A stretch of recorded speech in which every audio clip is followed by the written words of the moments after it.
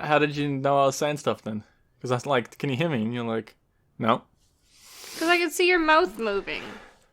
And there was no sound coming through here. Okay, part 3 of the questions of the 30-day film challenge. Last time we were talking about favourite actor. Who is your favourite actress? I know you like Margot Robbie. I like Margot Robbie. Yeah, I think she's very good. She's one to look out for in upcoming movies, I reckon. I think it's a matter of time before she wins an Oscar. I also really like Emma Thompson and Meryl Streep.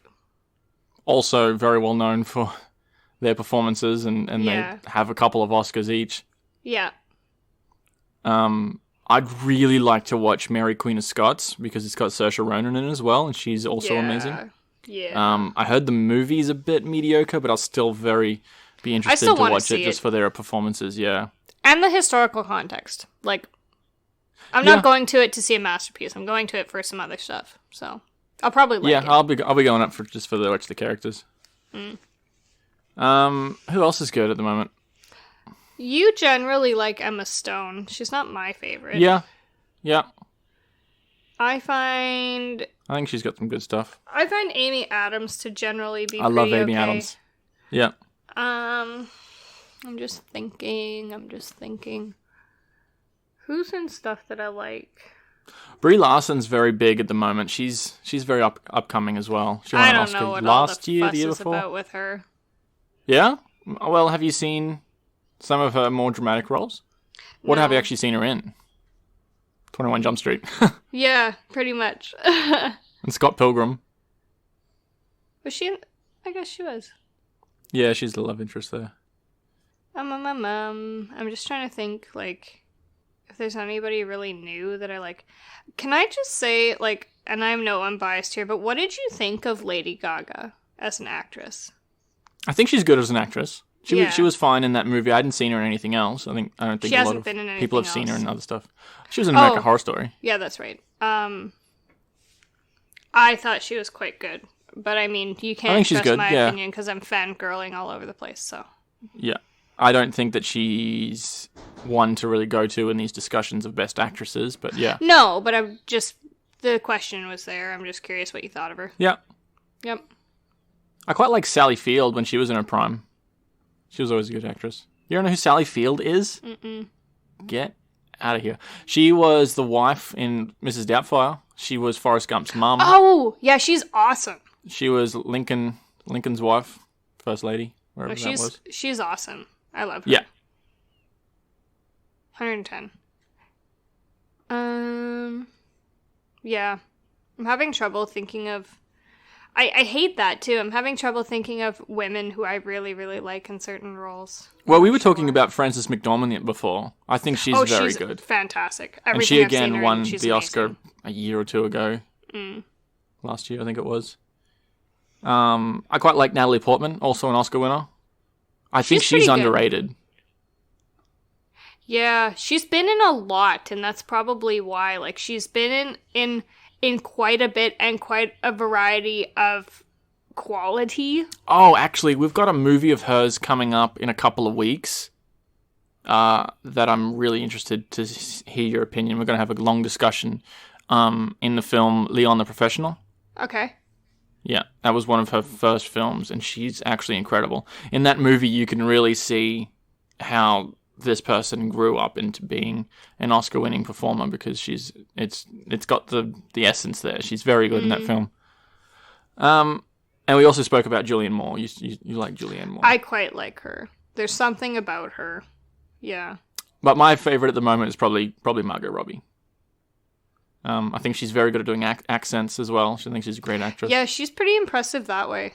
I think my main fascination with Margot Robbie is the fact that, well, she is Australian, very similar to my age, and she grew up in a small town in Queensland, where I'm from as well. Yeah. But I remember seeing her on Neighbours in 2006. Mm-hmm. So Explain what Neighbours is for our American listeners. It's kind of like a soap opera that is on every day for like 5 days a week, and it's been running for about 32 years. Yeah. And there's also Similar Home and Away, to- and those are the two Like- similar type of soap operas in Australia. Similar in a way to Coronation Street in the UK. Yeah. Yeah. Yep. But they love Neighbours in the UK. It's Yeah. very big in the UK.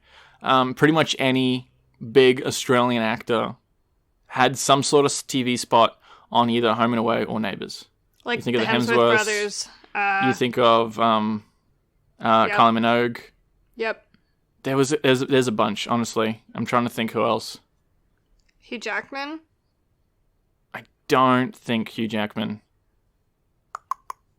There's a lot of singers and stuff as well that are always on that show.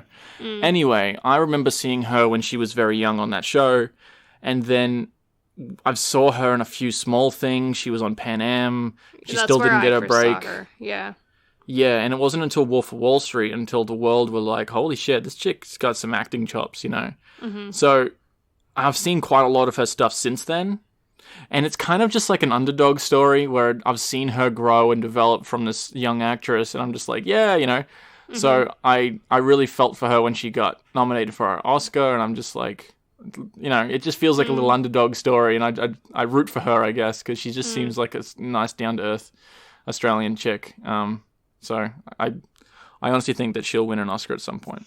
Oh, do you know who else I really like? Because she's a bit of a chameleon. Is Helena Bonham Carter. Yeah, she's an interesting chick. She really is. She's a nut, and I love her. I'm thinking like the last thing I saw her in was Ocean's 8, and I was just like, oh man, there's She in like that, is she? there's some good actresses everyone's in that movie. There's Sandy B. There's Sandy B. Sandra Bullock. There's I know what you're saying. There's Anne Hathaway's in Hathaway, Kate Blanchett. Yeah. A lot of big Oscar winners. Yeah. There's that new. Oh, I don't know. Rihanna's in that as well, isn't she? Yeah, she is. She's pretty good, actually. Impressively. There's some new up and comings, and then there's some, you know, old classic names. But yeah, anything I've seen Helena Bonham Carter in, she's like she. There's a reason she and Johnny Depp are always cast together because they act the same way. Because they love Tim Burton. That's like well, the they link love. there. I know they love Tim Burton, but like they're both chameleons. You know what I mean? Like they're both. I would disagree, but that's your opinion. You think of a chameleon as someone who's like able to be unrecognizable necessarily. Like you wouldn't tell that that's them because they're so good at acting. These two are able to totally embody whatever character they're playing. Okay. That's what I'm saying. Yeah. I think my best performance, like the performance that I love the most from Helena Bonham Carter, is still probably Fight Club. There's something about Marla Singer in that. I don't know what it is. She's so carefree. I don't know. I quite like her character. I really like her in The King's Speech as the Queen. Yeah. It's a softer side of her that we don't really see. We usually see her in more eccentric roles. Yeah, she's very good at doing those eccentric ones. But this one really proved that she's really very good at just being I feel like she won gentle. the Oscar for that. I wouldn't be surprised. At least she was nominated. Yeah. I think she was at least nominated. What is the most underrated film according to you? You know what? The movie that I actually loved was a small independent film out of Perth, Australia. So it was a small Australian film, and it's called The Last Train to Freo, because there's an area, I think it's north of Perth, called Fremantle, and everyone just calls it Freo, because we're Australian. And there's a train that runs from the south side up to the north, and it takes, you know, the length of a movie. And it's the last train running, and it's at midnight, and it starts with two characters, basically thugs, right? They're kind of hard people that you wouldn't want to be on a train alone with at midnight. And it's a character piece, and the only people that these two guys interact with are the passengers that get on. And there's only 3 or 4, I think there's 3 extra passengers that get on over the course of the movie. And I think it's brilliantly written. Like, people don't like these small, independent character pieces because they're like, oh, it's all sappy, artsy shit. And I'll admit that this is a bit artsy. So this movie only has about 5 actors in the entire thing, and it's only got 1 setting. It's just set in one train car, and it's just their dialogue and their interactions. It's and like I think a bottle it's episode movie.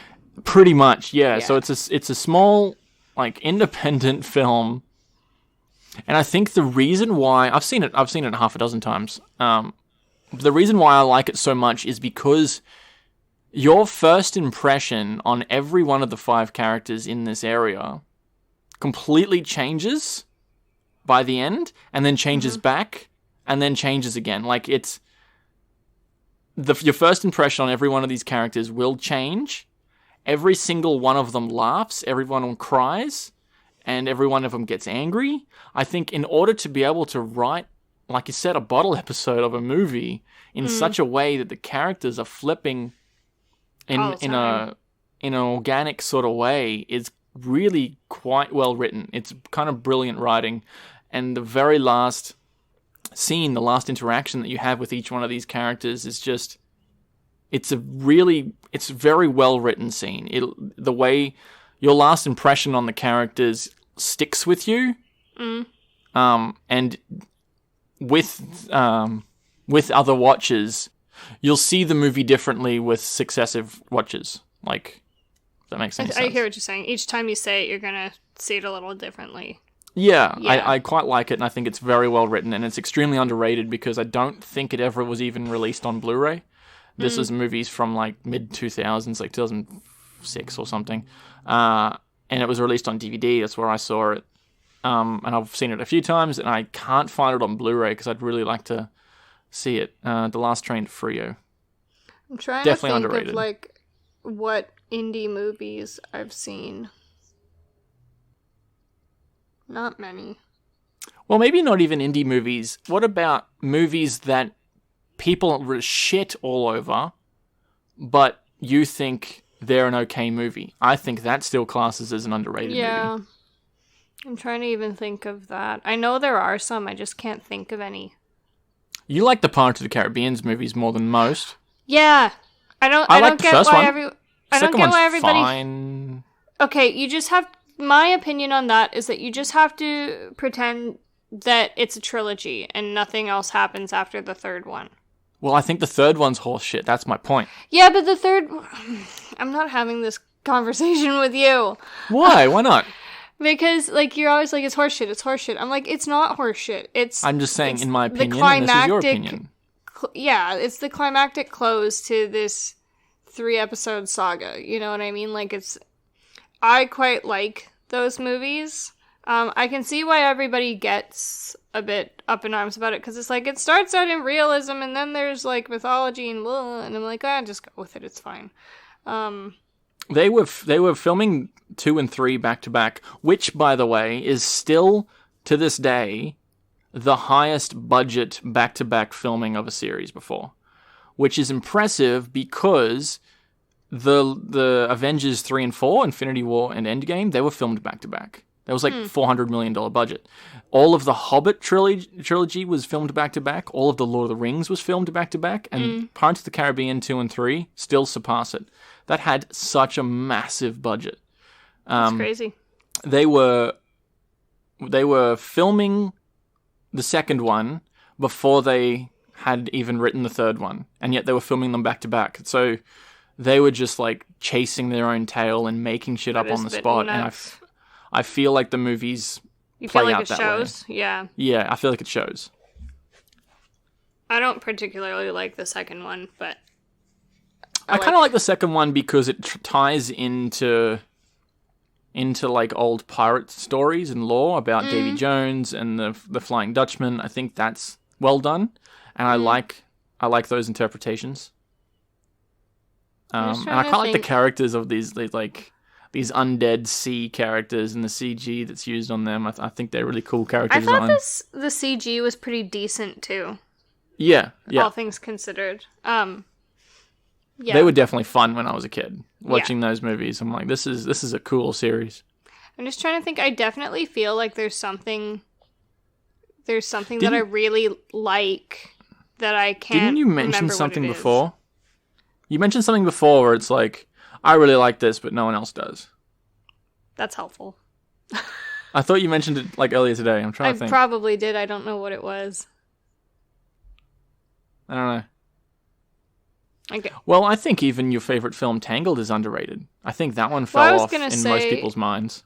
I was gonna say even Arrival. Like I know it was nominated, but it's just like, how has not everyone seen this movie? It's amazing. What is wrong with it? I don't think it got the praise that it deserved. You know what I mean? I don't want to keep coming back to Arrival as my go-to for all the answers of this. Yeah, Arrival and Tangled for everything. Yeah, we'll go with that.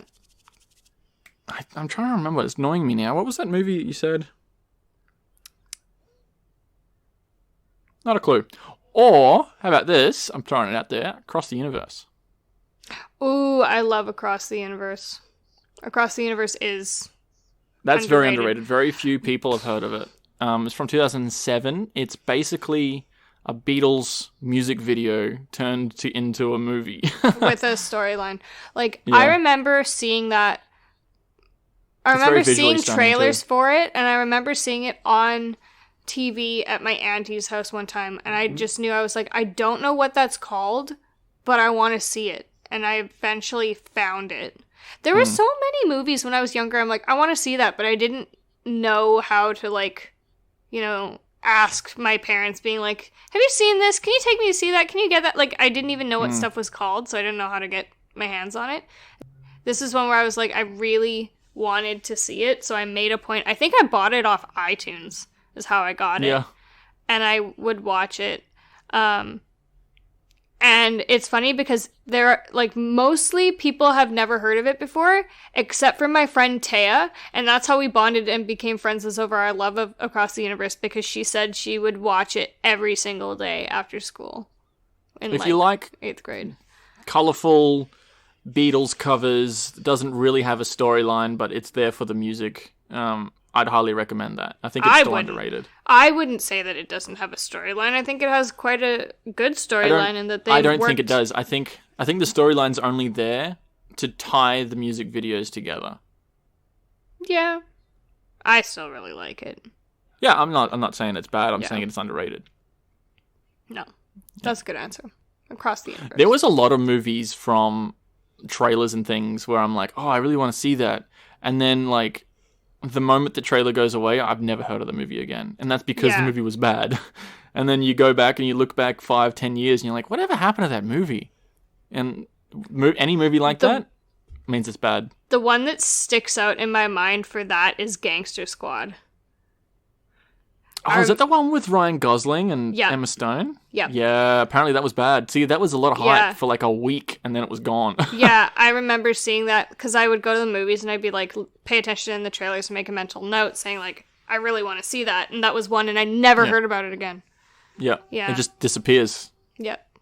I always like coming back and finding movies, though, where it's like, I know all the actors in this. How the hell have I never heard of this movie? Yeah. Usually it means it's because it's not good, but I always like finding those because I still enjoy them to an extent. So the next question is, the most overrated film, according to you? Overrated? See, people, you probably think... Fucking Avengers. Probably. Avengers. I haven't seen it yet. You haven't seen Avengers. Yeah. But... considering it's at, like, number 26 or something on the best movies of all time, I'm going to say that is... Yeah, I'm talking about Endgame. Oh, okay. Or which Avengers were you talking about? Endgame. Okay, yeah. That is at number 26 on the IMDb as of this recording. I think that is overrated. I think it deserves about 40 to 50. Infinity War is about 59, and I think... I don't know, I feel like Infinity War should be around 100, but I liked Endgame better. I think Endgame should be between 40 and 50. So yeah, it makes it overrated, but I don't think it's...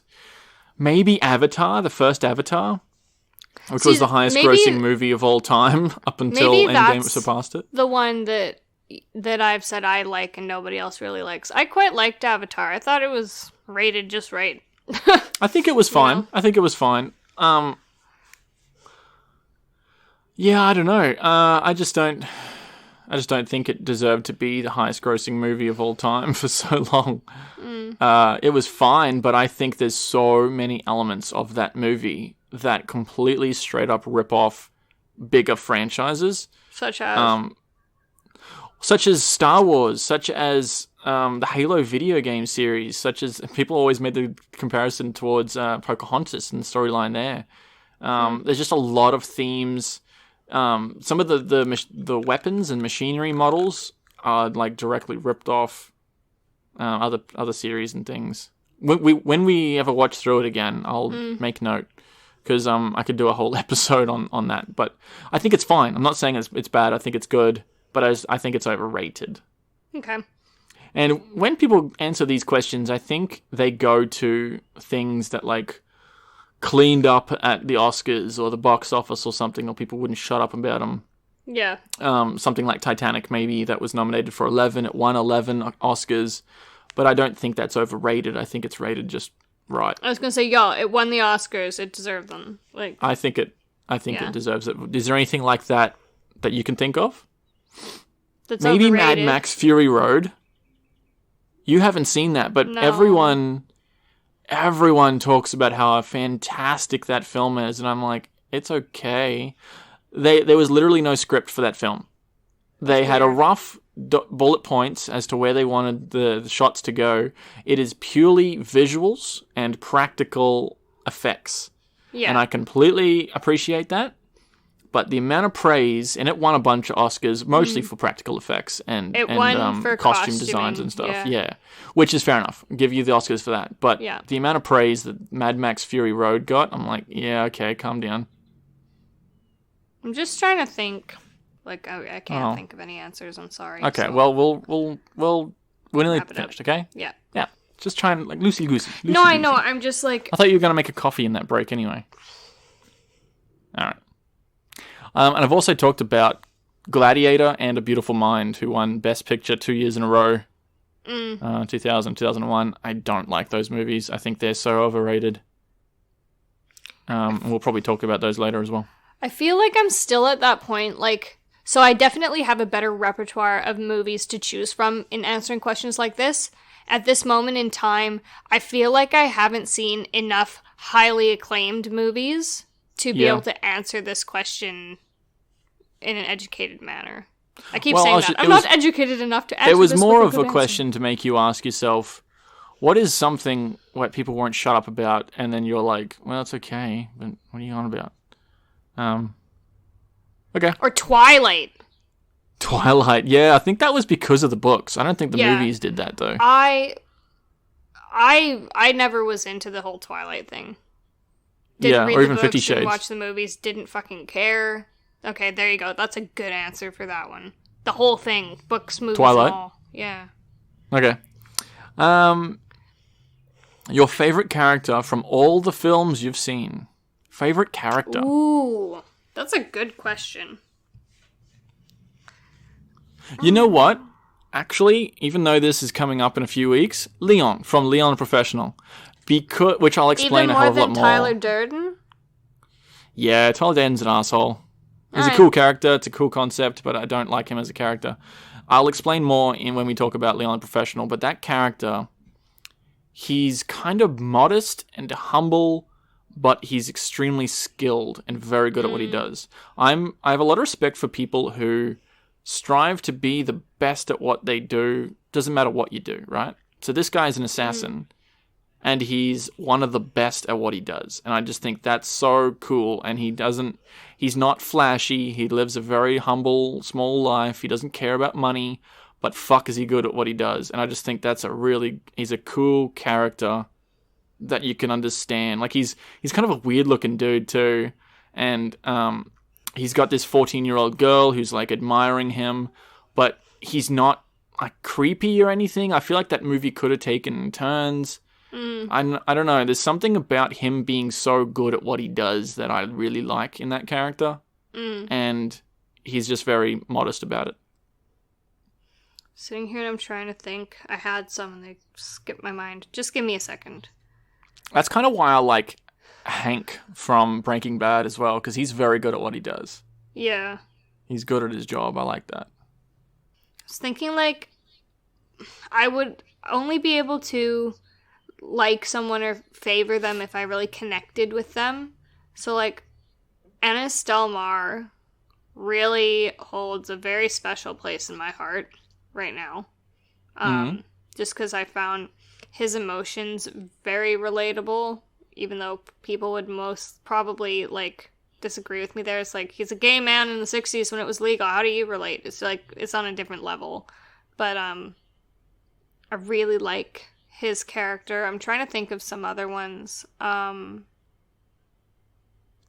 character that I really like is actually Forrest Gump, just because he's got a level of innocence and he always means well.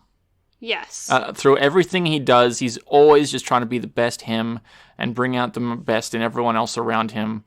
And he does sort of fall ass backwards into success, but I think that, I don't know, he's just such a nice character, which is why I think that's such a beloved movie as well, is because of that Forrest Gump character. We were listening back to the Silence of the Lambs episode. Hannibal Lecter is just so fucking interesting to me.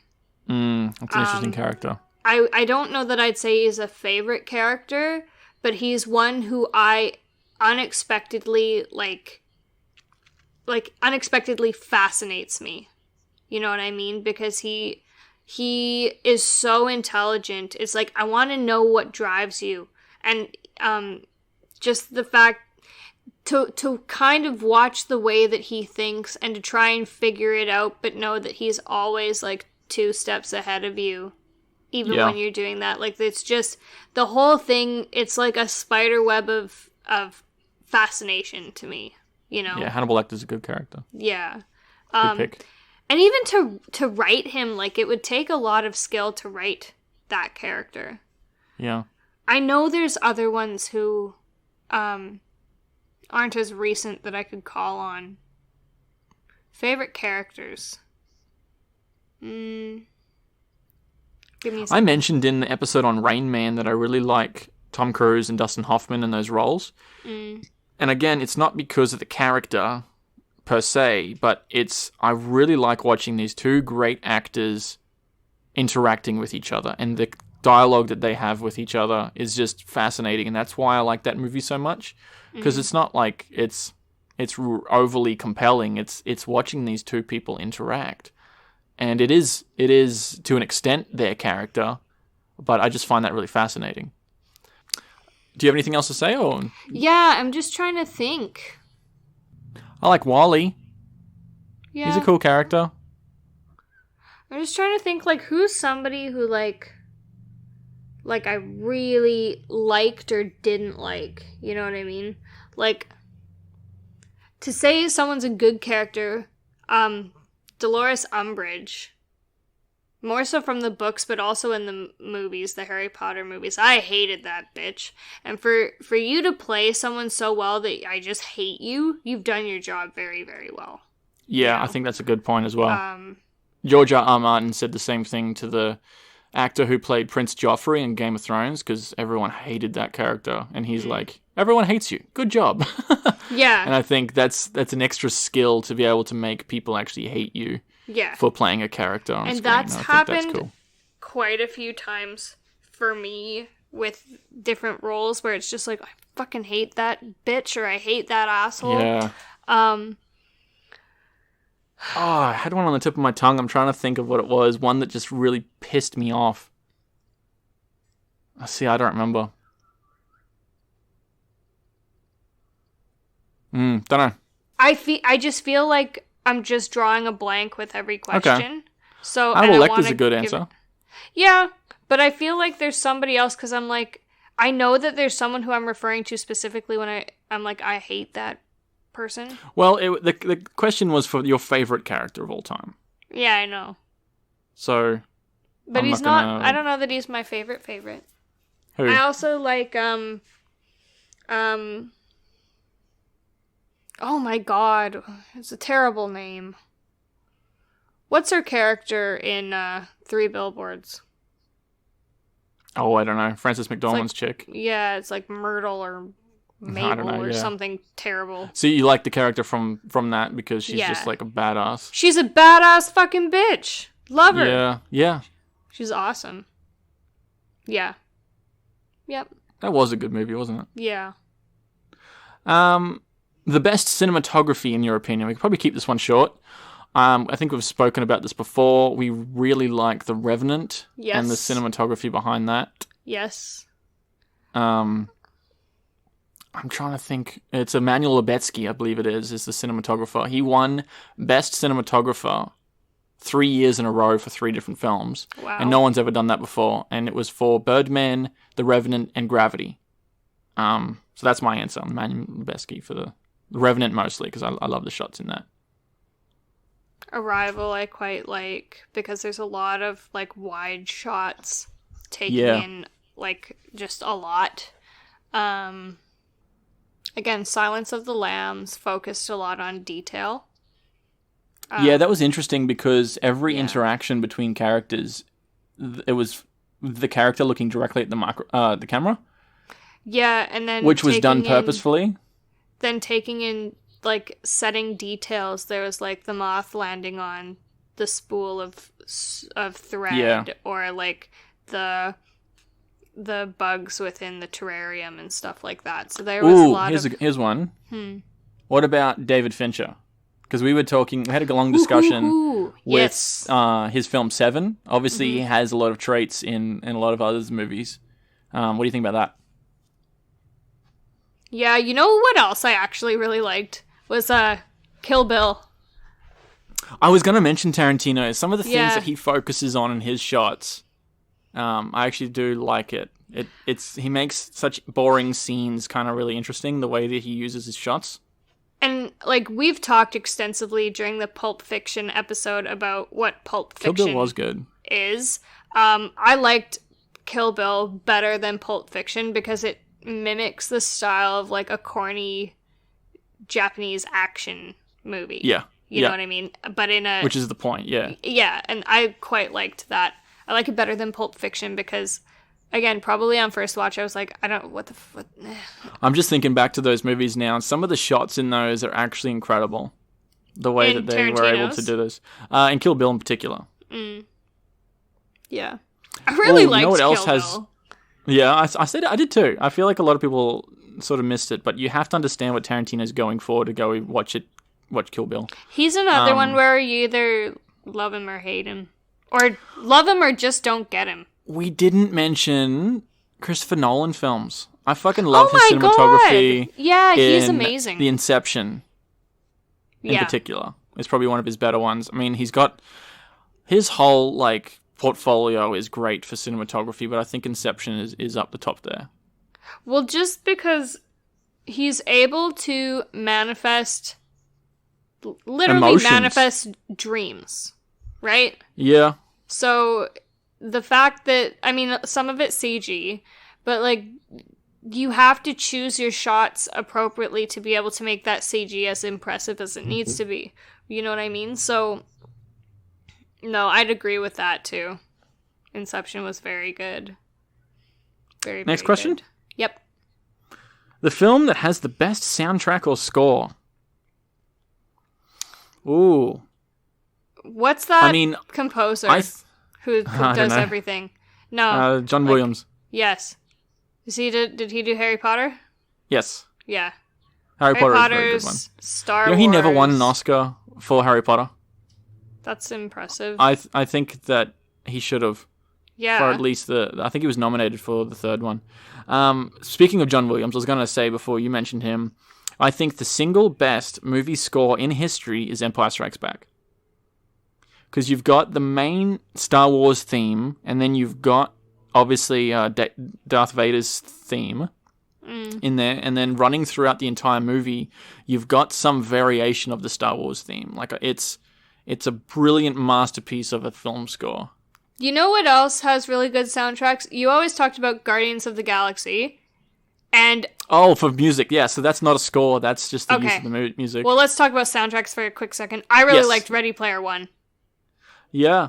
Also, great soundtrack. I didn't realize until we watched it for this.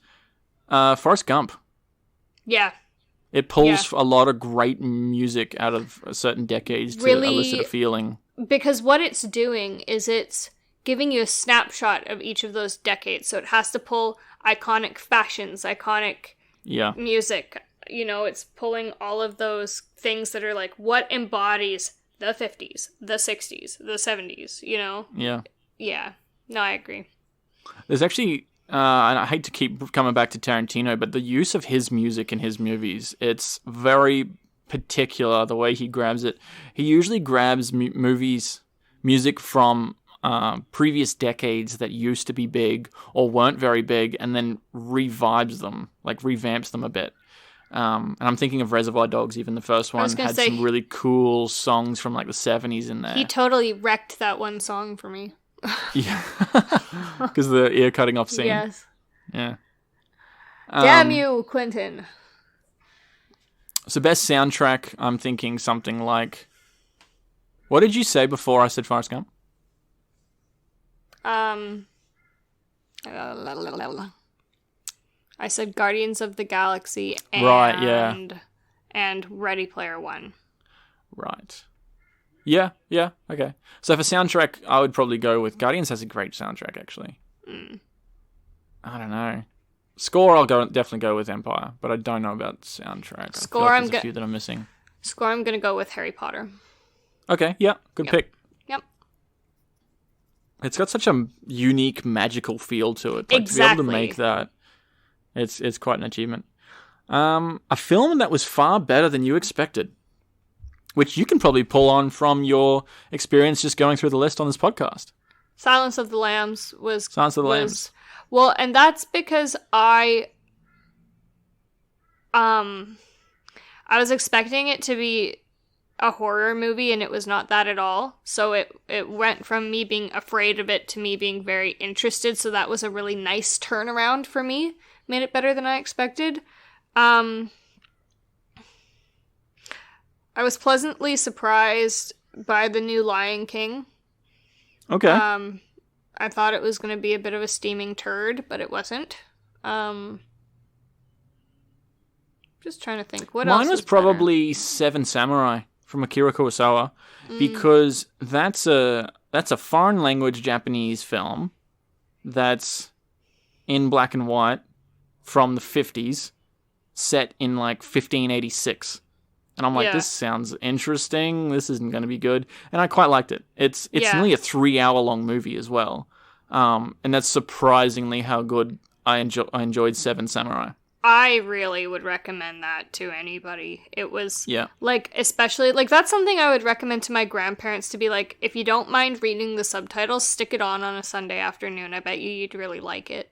Oh, you know one that really surprised me was the original Planet of the Apes from 1968, which, at the time of this recording, is about to come out at the end of the week. But I was surprised how much I enjoyed that, because that's a science fiction movie about these astronauts that go to like this alien planet that's overrun by these apes. It's built it's made in the 60s, based on a novel, like a French novel. It just doesn't have the recipe there for being a great thing, but I really surprisingly liked it, and I've seen it quite a few times. Yeah. Is there anything that you can think of where it's like, that can't be good, and then you watch it and it's really good? Fight Club? I was very surprised about Fight Club. I didn't know what Fight Club was. So... I thought it was going to be a shitty boxing movie. I thought it was going to be a boxing movie. I didn't know about shitty or otherwise. I feel like I don't have those because if I think, oh, that can't be good, I just don't go watch them. You know what I mean? Yeah. Like, I'm not. What about ones that I've made you watch? Where you're like, oh, we have to watch this, and then you watch it, and you're like, oh, that's not bad. It's not bad. I feel like that happened the other day. What was that? With like Captain America or something? Or... Well, yeah, we kind of talked about that. I thought Captain America was going to be something different than it was, but yeah, okay. No, I feel like The Revenant. I feel like I remember I really didn't want to watch The Revenant, and then I watched it and I was like, oh yeah, that wasn't at all what I thought it was going to be. Yep. Actually, you know, one for me that I thought was far better than I expected was the first Harry Potter. My sister was reading the books a lot, and she read the first one, and then my dad took us to see it. Mm-hmm. It was mostly for her benefit, but it was a kid's movie, you know, it's kind of fantastical. And then I watched it, and I'm like, oh my god, I had no idea what this is about. I love this. Yeah. And I walked out of there being like, I gotta like read these books. This is a great movie. And I was pretty young at the time. Like, we were just kids going to see Harry Potter, but I was pleasantly surprised, and it was definitely not what I thought it was. That was my first experience to anything Harry Potter. I thought you didn't read the books until you were, like, in your 20s. No, I read them in primary school. I reread them later. Oh, okay. I didn't realize that. Actually, I don't think I read 6 and 7 until I was in my 20s. But I definitely had read the first 4 or so when I was in primary school. Righto. Pleasantly surprised. Yes. Your favorite classic film? Well, I've already mentioned that I like original Planet of the Apes. I'm quite, I don't know, classic films. I would say classic is anything before 1975. Yeah. I think The Wizard of Oz is pretty good. I wouldn't say it's one of my favorite classic films, but it's worth mentioning in a discussion. Yeah. It's an honorable mention. We've got quite a few coming up at the moment that are going to be older. I haven't seen things like Citizen Kane. No, neither have I. And I feel like those people would be screaming and being like, why didn't you mention this? I haven't seen it. Don't have an opinion. Classic movies. Lonesome Dove's not that old. What is? I said Lonesome Dove isn't that old. I haven't heard of that one. Is that some shitty, like... It's a western. Cowboy? Yeah, it sounds like a western. Not shitty, though. Certainly don't say that around my grandpa. I think it's from the 90s. Is it like from the 80s or something? Okay. I haven't seen Gone with the Wind or Casablanca. Oh, I quite like Psycho. Oh, Psycho reminds me of Rear Window because it's Alfred Hitchcock. So I liked Rear Window better than I liked Psycho. So I'll probably say that. It's a Wonderful Life, which comes out in a week or so. I quite liked that, surprisingly. I quite liked that. I didn't like Gone with the Wind. Well, I didn't mind Gone with the Wind. The whole second half is redundant. Is Ben-Hur. Ben-Hur is apparently like this massive epic that was incredible. It is tied with Titanic for having the most number of Oscars won at 11. Also tied with Return of the King. So that is meant to be like amazing. So is like Lawrence of Arabia. I've never seen. I feel like those should be in the discussion, but I haven't seen them. That's why we're doing this podcast. I guess if we're like, well, Seven Samurai is not really a classic movie because when we say classic, we mean classic American is what we actually mean. Well, it can be whatever. Yeah, classic. I would say classic. I would say means from the golden age of cinema, whatever that means. Well, I really liked Seven Samurai. Yep. Anything from Hitchcock. I'm actually looking at the list now. I'm thinking like I loved North by Northwest. That was a great film, surprisingly funny. Annie Hall, which is from 79, but I really quite like that. That was very funny. There's Woody Allen. I guess the Godfather movies even have grown on me. I quite like those. My face looks distorted in that camera. It's because of the shadow and the light. Yeah. So, any of those. Take a pick. Yep. Monty Python and Holy Grail, maybe. Yeah. I wouldn't say that's a classic film, though. Well, it is. I guess it is in its own field. I feel like any of those. Seen more TV shows and stuff from back then than I have movies. A film that changed your opinion on something. Ooh, I feel like I should have some good ones for this. I'm going to say Fight Club off the top of my head, and I would recommend listening to the episode on that to listen to how that actually changed my perspective on things. But that made me appreciate life more, I guess, because of the way that Tyler Durden's mentality in that, talking about how you should really appreciate life and take it with, like, enjoy every moment of it, I guess, and make most of everything is essentially the mentality that he's enhancing there. And I really quite took a lot out of that, and I think that changed my mind about every time I watch it, even today, even though I know what's going to happen, it still makes me think about my life and reassess it in this moment. Okay, how am I living it? Am I living it to the best of my ability? Am I enjoying it? Am I making most of it? So Fight Club is my first pick. What do you think? I feel like there's something I've seen that, like, opened my eyes either about, like, drug use or the gay community or something, but I'm not sure what it was. You know, like, I feel like there is something I saw that had those kind of themes in it. Like, I feel like Breaking Bad is one of those things, but it's not a movie. You know? Yeah, like that was a very good depiction of drug use. Yeah. And, like, post-traumatic trauma. Fuck me. Post-traumatic trauma. Yeah.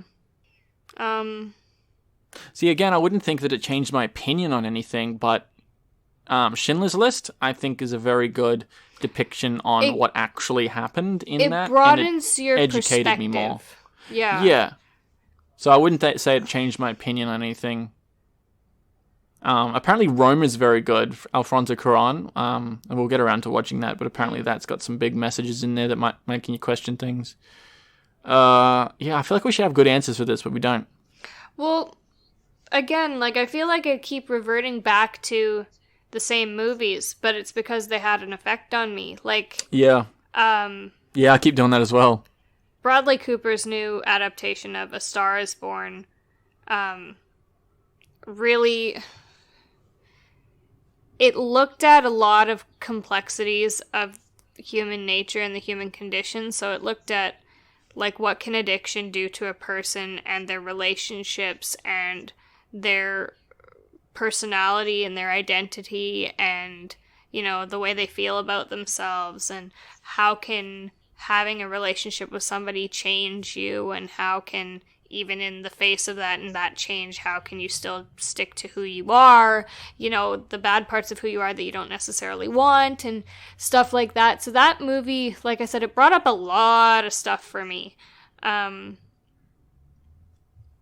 also, surprisingly, like, I think Walk the Line brought up a lot of those same themes for me. Okay.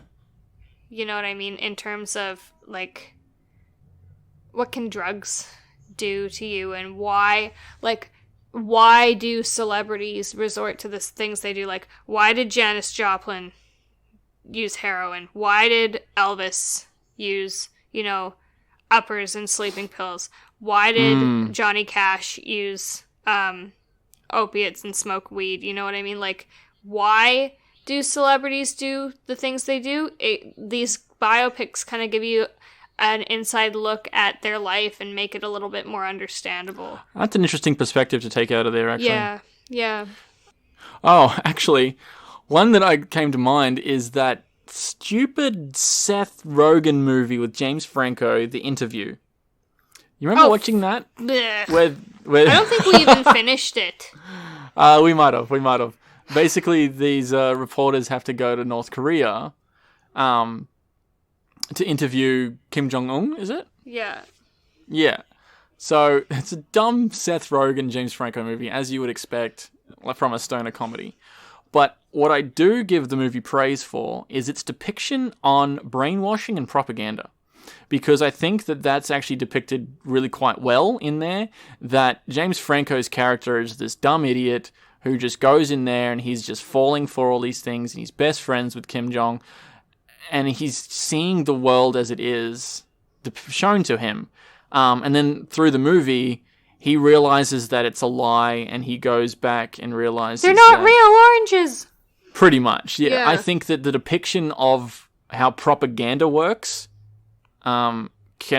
is depicted quite well in there. It's one of the only redeeming factors of it. It's got some funny bits, but I think that was again, one of those didn't change my mind like, on anything. But I just think it's an interesting depiction if you're trying to understand propaganda, I guess.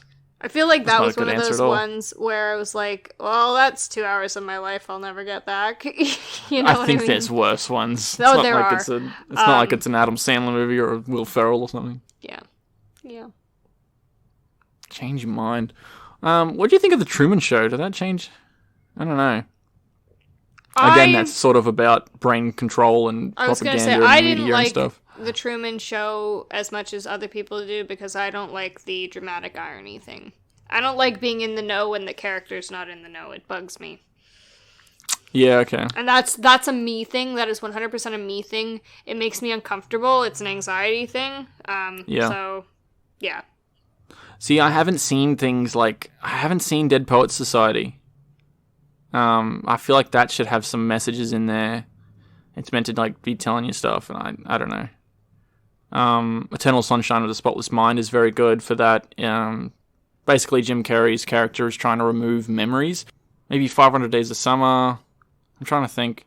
People always say, I liked 500 Days of Summer because it's refreshing and he doesn't get the girl. I thought she was a real fucking bitch. I didn't like 500 Days of Summer. I haven't really seen it. Oh, you know what's a good movie is The Kings of Summer. Maya actually showed me that one, and basically these kids, these like, they're like, I don't know, 13, 14, 15, these boys go out into the forest through the summer, and they build a house in the woods out of anything they can find, and they like, I don't know, it's like a coming of age story where they build this house, and then there's like, they argue with each other, and they have to find their own food, and then I think they eventually run away from home and go live there, and they have to find their own food and stuff. And just watching these kids with the whole world in front of them, going out into the woods and building their own house out of whatever. It's kind of like a cubby house or something, but it's big. That's inspiring, and it makes you feel like you want to be, 14 again. The Kings of Summer is what it's called, and I think that's a really cool depiction of that. I can't really talk very well at the moment. I can't find the words. Okay, there's one left, okay? Yep. The film that has impacted you the most. I feel like we're just retreading things here. Like, we're talking about things that inspired us, what's our favorite films, things that we thought were overrated or changed our opinion on things. We're definitely going to be retreading over the same movies here. They do touch on different things. Like, you could have a favorite movie that you would really have to have a large catalog of movies in your mind to be able to pull from. Yeah. To be able to not to retread, yeah. I think Schindler's List really impacted me. I'm still going to go back to Titanic or Fight Club because I felt like they were both inspiring for different reasons. Schindler's List, for me, there were things like, I think I've talked to you about this before on the Life is Beautiful episode, but I feel like the more I learn about the Holocaust, the more and more I realize, like, it just keeps becoming more and more horrific. And Schindler's List was a very accurate depiction of what happened. And even though I went into it thinking I knew quite a bit about, like, what had happened and the ins and outs of it and everything, I came out of that with, like, even a more open eyes about just how horrific it was. You know what I mean? Like, it incorporated a lot that I was like, well, fuck, I thought I knew, but apparently I didn't know anything, So that, for me, was very impactful. A big one for me, actually, was Into the Wild. Have you ever seen that? I've got it on DVD. It's from 2007. It's a true story about... his name was McCandless, I think it was. This boy, this guy, he was going off to college, I believe it was, and his parents gave him a bunch of money, and he had a car, and he was moved out, and he left. And then his parents basically end up finding his car on the side of the road with the money, everything he had in there, just abandoned. And they're like, "What? Where the fuck did he go?" Basically, this guy was like, I don't want to be part of normal society. I want to go live in the moment with several people and travel and see the world. I don't want to have a mortgage and pay taxes.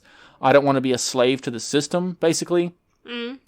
And it's the story about him traveling across America over a few years. He's got him and his backpack, and he just stays wherever he ends up and hangs out with whoever he meets and stays places for as long as he wants, and then he moves on again, and he lives off the land, basically. And I thought that was very inspiring when I watched it when it came out. I'm like, you know what? I want to make the most of my life as well. I don't want to be stuck and living at a dead-end job in a cubicle somewhere with a mortgage and having to pay taxes and being a slave to the patriarchy or whatever, So I was very inspired by that movie and his story. And And I thought, how much of a cool life would that be if you could be just like a vagabond, just traveling around and stuff. So I booked a trip to the US to go do that.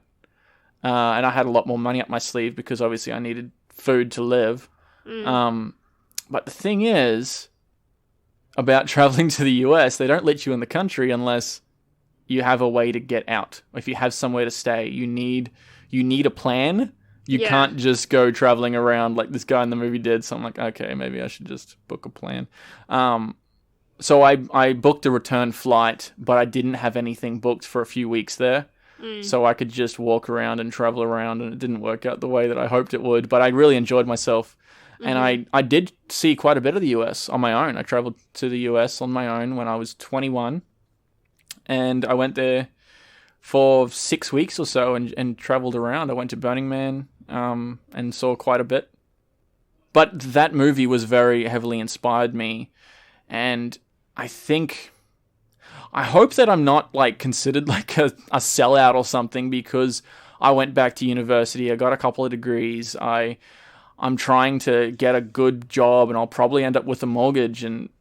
But I think I'm doing it on my own terms. Yeah, and that's the point. And the movie made me think about, where is my life heading? What am I actually wanting to get out of it? And why am I making these as my goals? Yeah. And that was actually really quite impactful for me now that I think about it. And I'd like to watch it with you because I really wanted to embrace what this character was seeing in his life. Like, are you making these decisions because that's what you're supposed to do, or is that because what you actually want to do? I think that was the difference, yeah. I felt like I was being pushed in one direction, and I'm like, no, I want to make my own decisions. Yeah. So the decisions that I make, and I'd still like to embrace some of that mentality in going forward in my life, but with a bedrock of having a good education and a job and a house and things to come back to. So I think I'd still like to incorporate some of that, particularly in trips. We can just take some time off and go do some stuff, but always come back to reality, because that's not necessarily a bad thing, especially if you do it in the right way. Like, oh, where are we going this weekend? I don't know. Let's go find out. And then we come back. I always love doing that. I always just like going on road trips, and you end up in a small town somewhere, and you end up... man, some of the stories that people like that, even myself, I have some pretty cool stories of just like, hey, do you want to go to the other side of the country for the weekend or something? And you just go, and you have these incredible memories. Some of the best memories are the ones where you don't plan. My dad has this one where... Here we go. He was in high school still, because he went to boarding school in Edmonton. And they looked at each other at about 7 o'clock at night one day, and they're like, you want to go skiing? Yeah, okay. So they hopped in the car and drove to Jasper, which was like, I think 5 hours from there. That's still decent. Yeah, rocked up, went skiing the next day, and then came home. Yeah. Like, all within like 48 hours, just because. Yeah. I feel like I'm missing a piece of that story, but it was a lot funnier when he told it. I would still like to incorporate those sort of mentalities going and forward, but yeah. Yeah. Not too far one way or the other, but finding a nice balance, I think, is the key. Do you have anything other to say? Mm-mm. Okay. Well, that's been our 30-day film challenge, yeah. Hope we answered some of your questions, and you probably get to understand us as people a little bit better, and that's probably the point of these bonus episodes, is to understand Danielle and I as film watchers and as people. Yep. Cool. What makes us tick. Thanks again. Bye. Fuck, I need a cup of tea.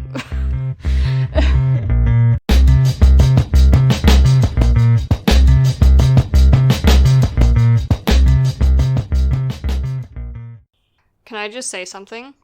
Yo. You're rambling quite a bit. I'm sorry. It's that actually hurt me. I'm just sorry. Because I know I shouldn't be rambling on a podcast. That's my point. Damn it. I really was trying not to. Okay, because there's times where it's like, oh, you're still talking and you're not really talking about anything. That's my life with you all the time. I'm sorry. I'm just letting you know.